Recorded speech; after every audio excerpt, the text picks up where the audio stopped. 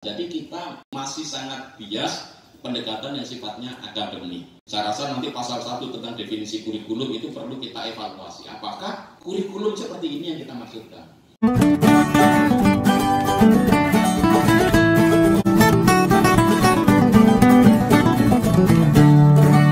Tanya Pak Doni saja. Kalau kita evaluasi pasal 1 poin 19 definisi ketentuan umum tentang kurikulum itu kan disebutkan begini ya. Kurikulum adalah seperangkat rencana dan pengaturan mengenai tujuan, isi, bahan pelajaran, serta cara yang digunakan sebagai pedoman penyelenggaraan kegiatan pembelajaran untuk mencapai tujuan pendidikan tertentu. Jadi yang difokuskan itu sebenarnya seperangkat rencana dan pengaturan mengenai tujuan pembelajaran. Kalau kita lihat secara umum, pendekatan kurikulum kita di Undang-Undang Sisdiknas kita itu sangat akademik.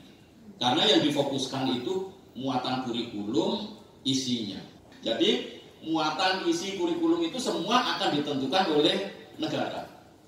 Nggak peduli siswanya suka atau nggak suka, kurikulumnya kayak gini nah, kamu harus mempelajarinya. Itu kurikulum kita. Jadi kita masih sangat bias pendekatan yang sifatnya akademik. Itu yang saya rasa nanti pasal 1 tentang definisi kurikulum itu perlu kita evaluasi. Apakah kurikulum seperti ini yang kita maksudkan?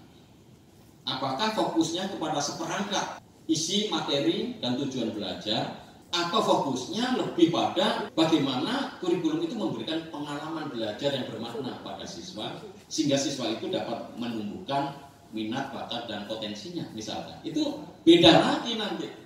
Kalau kurikulumnya seperti ini, maka struktur undang-undangnya itu nanti isinya muatan pelajaran apa yang harus dipelajari gitu kan. Lalu kemudian isinya apa, dan itu semua ditentukan oleh negara. Dari Sabang sampai Merauke akan mempelajari hal yang sama.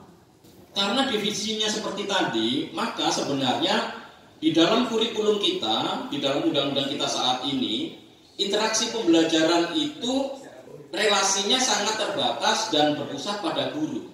Jadi ini saya rasa definisi arti pembelajaran itu harus kita koreksi juga. Karena di dalam pasal 1 poin 20 tentang ketentuan umum dalam Undang-Undang Sisdiknas kita, pembelajaran adalah proses interaksi peserta didik dengan pendidik dan sumber belajar pada lingkungan belajar tertentu.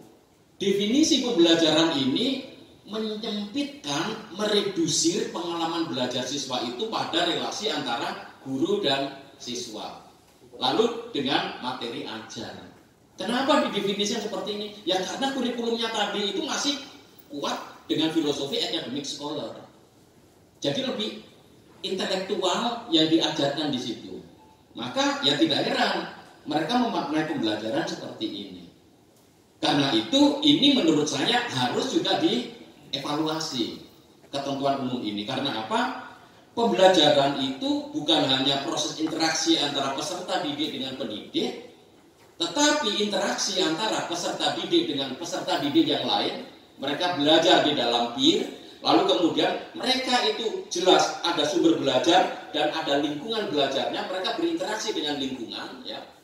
Dan ke depan yang tidak kalah penting harus disebutkan di dalam pembelajaran itu bagaimana mereka berinteraksi dengan kecerdasan buatan.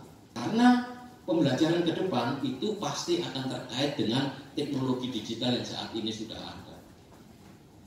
Jadi siswa perlu mempergunakan teknologi digital, artificial intelligence untuk mendukung proses pembelajaran mereka. Ini masuk dalam bagian pembelajaran Bapak Ibu semua.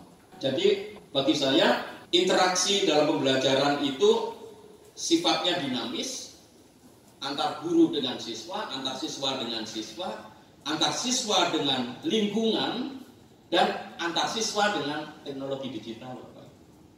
Karena lingkungan yang dimaksud, lingkungan belajar di dalam undang-undang kita itu sebenarnya masih lingkungan fisik. Lingkungan kelas, lingkungan sekitar sekolah, masyarakat, itu itu juga masih relevan. Tetapi kita perlu menambah lebih eksplisit bahwa interaksi anak-anak dengan artificial intelligence dalam proses belajar itu menjadi bagian yang tak akan terpisahkan nanti ke depan. Itu harus masuk. Jadi perlu redefinisi arti pembelajaran.